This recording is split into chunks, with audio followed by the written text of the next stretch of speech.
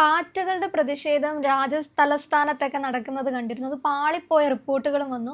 ഇനി എന്താകും CJPയുടെ ഭാവി? അതൊരു വലിയ ചോദ്യമല്ലേ? എന്തായിരിക്കും ആ ഒരു ഭാവി? അല്ല, CJPക്ക് ഭൂതമില്ലല്ലോ, പിന്നെ എങ്ങനെയാണ് ഭാവി വരുന്നത്? ഭൂതവും വർത്തമാനവും ഇല്ലാത്തൊരു പാർട്ടിയാണത്. ഇതെന്താ കാര്യം എന്ന് വെച്ച് കഴിഞ്ഞാൽ, ഈ ഹാലിളക്കം പോലെ ചില സംഗതികൾ വരാറുണ്ട്. അത് സംഭവിക്കുന്നത് എങ്ങനെയാണെന്ന് വെച്ചാൽ, പരമ്പരാഗതമായിട്ടുള്ള രാഷ്ട്രീയ പാർട്ടികൾ, ആ രാഷ്ട്രീയ പാർട്ടികൾക്ക് ഏതെങ്കിലും തരത്തിലുള്ള അപജയം സംഭവിക്കുമ്പോഴും ആ ഗ്യാപ്പിലാണ് ഇത് വരാറുള്ളത്.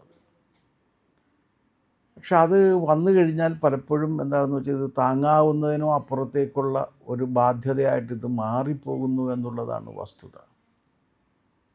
ഇപ്പോൾ ഉക്രൈനിൽ ഇതുപോലെ തന്നെ ഏതൊരു സിനിമാക്കാരനെയാണ് അവർ സെലൻസ്കി തിരഞ്ഞെടുത്തത്. ആ രാജ്യം ഇനി ബാക്കിയില്ലാതെയായി. കാരണം സ്റ്റാൻഡപ്പ് കൊമേഡിയൻ കൊള്ളാം, പക്ഷേ സ്റ്റാൻഡപ്പ് കൊമേഡിയന് കൊണ്ടു നടക്കാവുന്ന വിധത്തിലുള്ളതല്ല രാജ്യഭാരം എന്ന് സെലൻസ്കി തെളിയിച്ചു. ഇപ്പോൾ ആ യുദ്ധം എങ്ങനെയെങ്കിലും അവസാനിപ്പിക്കേണ്ടത് സെലൻസ്കിയുടെ മാത്രം ബാധ്യതയായി, വേറെ ആരുമില്ല. റഷ്യക്ക് ഇപ്പോൾ യുദ്ധം തീർന്നാലും തീർന്നില്ലെങ്കിലും ഒന്നുമില്ല. പക്ഷേ ഉക്രൈൻ എന്ന് പറഞ്ഞ രാജ്യം തകർന്ന് തരിപ്പണമായി, സാമ്പത്തികമായിട്ട് തകർന്നു, സാംസ്കാരികമായിട്ട് തകർന്നു. അത് കഴിഞ്ഞ് ഇതുപോലെ തന്നെ വന്ന ഒരു ബഹളം കൂട്ടി വന്നതാണ് ബംഗ്ലാദേശിൽ നമ്മൾ കണ്ട യൂനസ് വന്നിട്ട് ഇപ്പം ശരിയാക്കുമെന്ന് പറഞ്ഞു. പക്ഷേ തെരഞ്ഞെടുപ്പ് അവിടെ ന്യായമായിട്ട് നടന്നപ്പോൾ യൂനസിൻ്റെ പാർട്ടി പോയി. യൂനസിന് അവിടെ ഒരു റോളും ഇല്ല. അവിടെ മറ്റേ താരിഖ് റഹ്മാൻ്റെ പാർട്ടി അധികാരത്തിൽ വന്ന്, അത് പരമ്പരാഗതമായ പാർട്ടിയാണ്.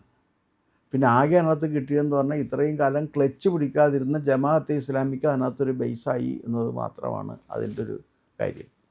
അപ്പോൾ ഒരു കാര്യം, ഈ ജമാഅത്തെ ഇസ്ലാമി എന്ന് പറയുന്ന പാർട്ടി ഇതുപോലെ ഒരു ആൾക്കൂട്ട പാർട്ടിയല്ല, ആൾക്കൂട്ടമായിട്ട് വരുന്നതുമല്ല. ആൾക്കൂട്ടമായിട്ട് വരുന്ന ഈ പാർട്ടികൾ നിലനിൽക്കാതെ പോകുന്നു. നേപ്പാളിലിപ്പോൾ വീണ്ടും ബാലൻ എന്ന് പറയുന്ന ഒരു കക്ഷി വന്ന് ഇപ്പോൾ അത് അവിടെയും പ്രശ്നങ്ങളായിട്ട് മാറുകയാണ്.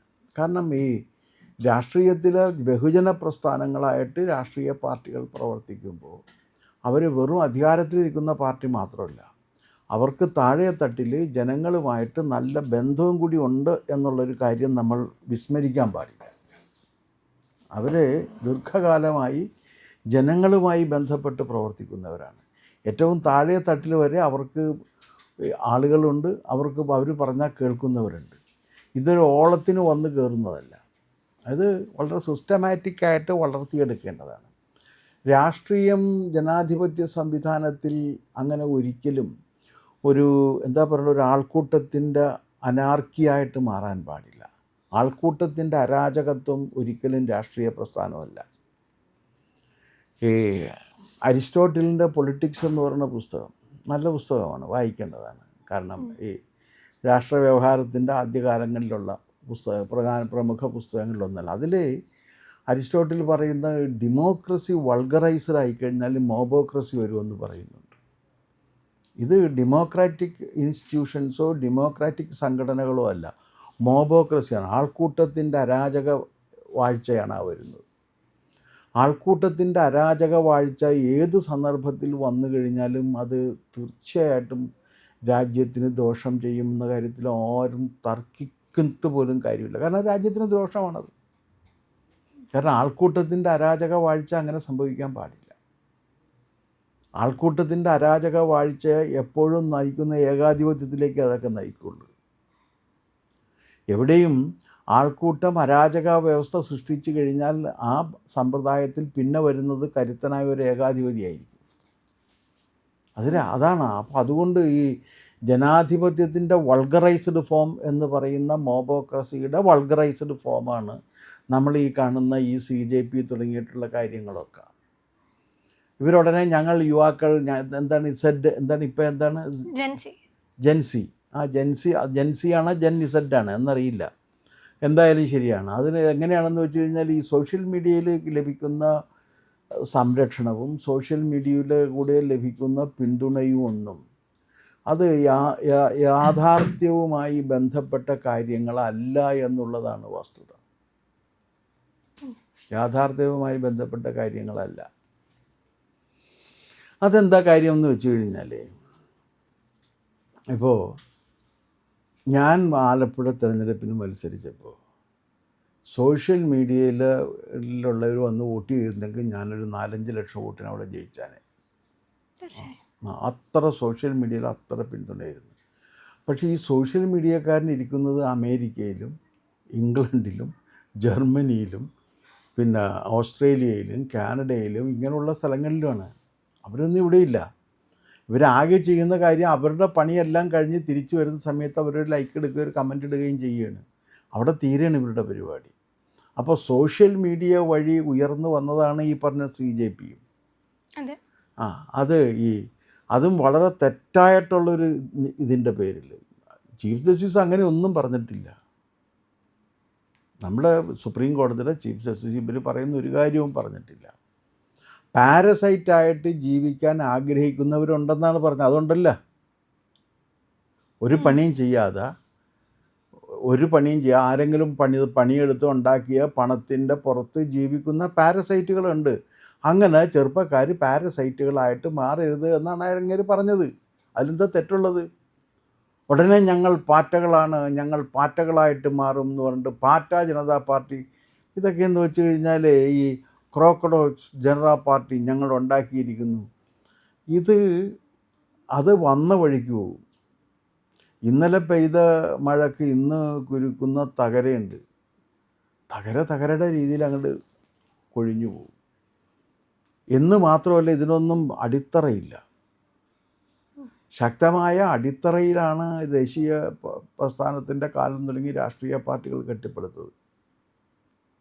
ഇന്ത്യൻ നാഷണൽ കോൺഗ്രസ് എന്ന് പറഞ്ഞാൽ ഇന്ത്യയിലെ ആദ്യത്തെ ഏറ്റവും ശക്തമായ രാഷ്ട്രീയ പാർട്ടി കെട്ടിപ്പടുത്തത് എത്രയോ പേര് താഴെ തട്ടിൽ ജോലി ചെയ്ത് ഉണ്ടാക്കിയെടുത്ത പ്രസ്ഥാനമാണ്.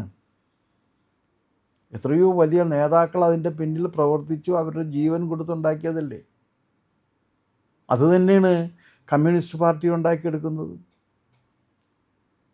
അതേപോലെ തന്നെയാണ് ജനസംഘം രൂപപ്പെട്ടു വന്നത്. അതൊക്കെ എത്ര പേര് ജോലി ചെയ്ത് തോൽവിയും ജയവും കണ്ട് അങ്ങനെ തിരസ്കാരവും അംഗീകാരവും നേടി ഇതെല്ലാം കഴിഞ്ഞ് പതുക്കെ വന്നതാണ്. അങ്ങനെ അല്ലാതെ ഒരു രാഷ്ട്രീയ പാർട്ടി വരുന്നില്ല. അങ്ങനെ രാഷ്ട്രീയ പാർട്ടി ജനാധിപത്യത്തിൽ വന്നാൽ നിലനിൽക്കുകയുള്ളൂ. അതല്ലാത്തതെന്ന് പറഞ്ഞാൽ ഈ തകര പോലെ പടർന്നു വരുന്നൊരു സാധനമാണ്. അത് തകര പോലെ തന്നെ നശിച്ചു പോവുകയും ചെയ്യും. ഈ ഒരു പാർട്ടിയുടെ പ്രത്യേകത തന്നെ, അല്ലെങ്കിൽ CJP എന്ന ആ ഒരു ടീമിൻ്റെ പ്രത്യേകത തന്നെ, ലേസി ആയിട്ടുള്ളവർക്കാണ് അംഗത്വം കൊടുക്കുന്നത്. അങ്ങനെ പറയാൻ പറ്റില്ല. അത് തന്നെ എന്തൊരു ധിക്കാരമാണ് ഈ നടക്കുന്നത്. മനുഷ്യർ പണിയെടുത്താലല്ലേ ജീവിക്കാൻ പറ്റുള്ളൂ. അപ്പോൾ പണിയെടുക്കണ്ട, നിങ്ങൾ അലസരായിട്ടിരിക്കുന്നവരുടെ അംഗത്വം മതി ഞങ്ങൾക്കെന്ന് അഹങ്കാരമാണല്ലോ കാണിക്കുന്നത്. അനുവദിക്കാൻ പാടില്ല അത്.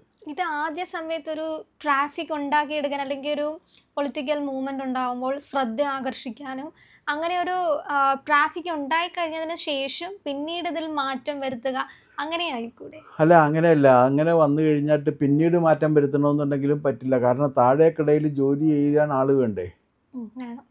അത് വേണ്ടേ? ചിലപ്പോൾ ഒരു ഓളത്തിന് കുറേ പേരൊക്കെ ജയിച്ചു പോയെന്നൊക്കെ ഇരിക്കും ഒരു സുനാമി വരുന്ന സമയത്ത്. പക്ഷെ ആ സുനാമി എപ്പോഴും വരില്ല. രണ്ടാമതൊരു സുനാമി വരില്ല. കാരണം അത് സുനാമി വരണം എന്നുണ്ടെങ്കിൽ തിരഞ്ഞെടുപ്പിൽ ജയിക്കണം എന്നുണ്ടെങ്കിൽ ആ തിരഞ്ഞെടുപ്പിൽ മത്സരിക്കാനും അതിനുവേണ്ടി പ്രവർത്തിക്കാനും ഗ്രാമാന്തരങ്ങളിൽ ആളുകളുണ്ടാകണം. എത്ര മഹാനാണെന്ന് പറഞ്ഞിട്ട് കാര്യമായില്ല. അപ്പോൾ നിങ്ങൾ ഉടനെ വിജയുടെ കാര്യം പറയും. തമിഴ്നാട്ടിൽ അയാൾ എത്ര കാലമായി ഇത് കൊണ്ട് നടക്കാൻ തുടങ്ങിയിട്ട്? അയാളുടെ അതിനെന്താ പറയണ, ഫാൻ ഫെയർ അല്ലേ, വിജയ് ഫാൻസ് ഉണ്ടാക്കി. ആ ഫാൻസ് എത്ര കാലമായി ജോലി ചെയ്തുകൊണ്ടിരിക്കുകയാണ്. ഫാൻസ് ഇന്നും വന്നതല്ലല്ലോ, ഇന്നലെ വന്നതുമല്ല. ഫാൻസ് എത്ര കാലമായിട്ട് ജോലി ചെയ്തുകൊണ്ടിരിക്കുന്നു.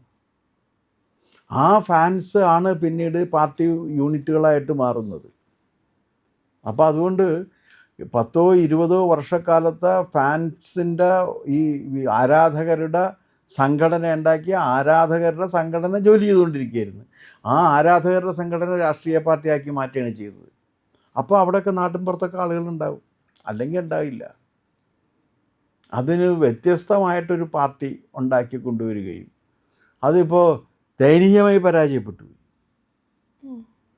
പിന്നെ പ്രതിഷേധം. പിന്തുണ കൊടുത്തത് ആരാണ്? കമ്മ്യൂണിസ്റ്റുകാരാണ്. കമ്മ്യൂണിസ്റ്റുകാർക്ക് ഇപ്പോൾ ഗതികിട്ട പ്രേതം എന്ന് കേട്ടിട്ടില്ലേ? അങ്ങനൊരു പ്രേതമുണ്ട്. ഒരു ഗതിയും കിട്ടാതെ പ്രേതം പോലെ അലഞ്ഞു നടക്കുകയാണ്.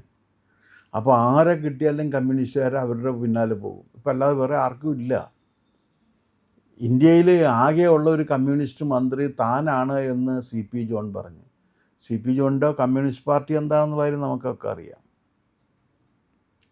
ഒരു ട്രക്കിൽ കൊള്ളാനുള്ള ആളില്ലാത്ത കമ്മ്യൂണിസ്റ്റ് പാർട്ടിയാണ്. അപ്പോൾ അതാണ് കമ്മ്യൂണിസ്റ്റ് പാർട്ടിയുടെ ഒരവസ്ഥ. അപ്പോൾ ആ കമ്മ്യൂണിസ്റ്റ് പാർട്ടി താൻ മാത്രമാണ് ഇപ്പോൾ ഒരു മന്ത്രി. ശരിയാണ്, സി പി ജോണാണ് ഇപ്പോൾ ഒരു മന്ത്രിയായിട്ടുള്ളത്. ഇനിയിപ്പോൾ തമിഴ്നാട്ടിൽ ഇവർ കയറിയിട്ടുണ്ട്, അവിടെ വല്ലതും കിട്ടുമെന്ന് അറിയില്ല, ചിലപ്പോൾ ഒരു മന്ത്രിസ്ഥാനം കൂടി കിട്ടിയേക്കാം. ഇതെന്നൊക്കെ പറഞ്ഞാൽ ഇതാണല്ലോ ഇവരുടെ ഒരു അവസ്ഥ. അപ്പോൾ അവർക്ക് ആരുടെ കൂടെ പോയി കഴിഞ്ഞാലും 10 പേര് അതിൽ നിന്ന് കിട്ടുമെന്നാണ് നോക്കണേ. ഇവരുടെ കൂടെ ആളില്ല. അപ്പോൾ ആളില്ലാത്തവർക്ക് കടന്നു ചെല്ലാൻ പറ്റും, ആളുള്ളവർക്കത് പറ്റില്ലല്ലോ.